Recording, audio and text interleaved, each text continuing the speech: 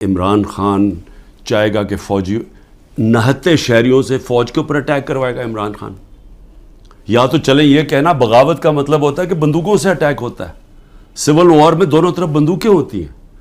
آپ civil war کی بات کر رہے ہیں نا. بغاوت کیا اپنی فوج کے خلاف اگر عمران خان کرے گا تو وہ کوئی عورتیں جن کو پکڑا ہوا ہے، کیا وہ عورتیں جائیں گی وہاں اور وہاں نوجوان جائیں گے جن کے پاس کوئی ہتھیار نہیں ہوں گے، وہ جا کے اٹیک کریں گے فوج کو؟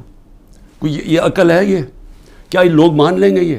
اور پھر بیان یہ دے رہے ہیں کہ کوئی کاغذات وہاں کوئی میں نے ملک کی سیکرٹس کے اوپر کوئی کچھ کرنا تھا، یعنی میں نے کوئی ان کی سیکرٹ فائلز کوئی جلانی تھی یا کیا کرنی تھی.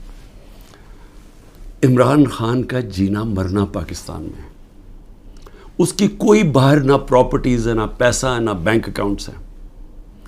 کیا وہ جس ملک کے اندر جینا مرنا چاہے گا وہ چاہے گا کہ اس ملک کی فوج تباہ ہو جائے؟ اور جب کہ اس کو پتہ ہے کہ ساتھ والا جو ہمارا ہمسایہ ہے اس کے اندر جو RSS کی آئیڈیالوجی ہے، جو ان کا نظریہ ہے، وہ پاکستان کو تسلیم ہی نہیں کرتے. وہ جو مسلمانوں پہ ظلم کر رہے ہیں وہاں ہندوستان میں، تو ان کی تو پوری آئیڈیالوجی ہے اس چیز پہ. وہ تو پیچھے دیکھتے ہیں کہ جب سے مسلمان آئے ہماری ہندوستان کی تباہی ہوئی ہے. وہ تو ہمیں سارا ذمہ دار، ہر بری چیز کا ذمہ دار وہ مسلمانوں کو اور پھر پاکستانیوں کو ٹھہراتے ہیں. تو کیا عمران خان جو ایک آزاد انسان ہے وہ چاہے گا کہ اپنی فوج کمزور ہو جائے؟ اور فوج کمزور ہونے کا مطلب کہ ملک پھر ٹوٹ جائے؟ کیونکہ اتنا بڑا جو ہمارا ہمسایہ جو مضبوط ہوتا جا رہا ہے، تو ان کے تو آپ تھنک ٹینکس میں دیکھیں، ان کے تو تھنک ٹینک کہتے ہیں کہ پاکستان کو 3 حصے میں کر دو. پہلے تو یہ جو 164 کا بیان ہے، یہ اگر لکھوا بھی لیں گے لوگوں سے، کیا یہ قوم مان جائے گی؟ کیا 9 مئی کا قوم مان گئی ہے کہ یہ عمران خان نے ساری سازش کی تھی؟ یعنی اپنے اوپر یہ حملہ کروایا پہلے کمانڈو سے، اور اپنے آپ کو پھر اس نے جیل میں ڈلوایا، اور پھر وہ سارا پلان کے تحت اس نے فوج کے اوپر حملہ کروا دی. کیا یہ قوم مان گئی ہے؟ یہ جو سازش ہے، بغاوت ہے، یہ قوم مان گئی ہے کہ عمران خان بہت بڑا غدار ہے؟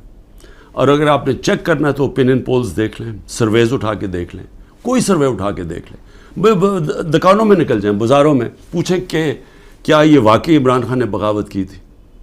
اور میں آپ کو اس لیے یہ کہہ رہا ہوں کہ دیکھیں، جو پبلک اوپینین ہے وہ اس طرح کنٹرول نہیں ہو سکتا. آپ پروپیگنڈا سے پبلک اوپینین کو نہیں کنٹرول کر سکتے. کہ یہ اگر 164 کا بیان آ بھی جائے گا، عمران خان کو جیل میں بھی ڈال دیں گے، سزا بھی دلوا دیں اس کو، سالوں میں جیل میں رکھ لیں، کیا قوم مان جائے گی اس کو؟ کیا دنیا مان جائے گی؟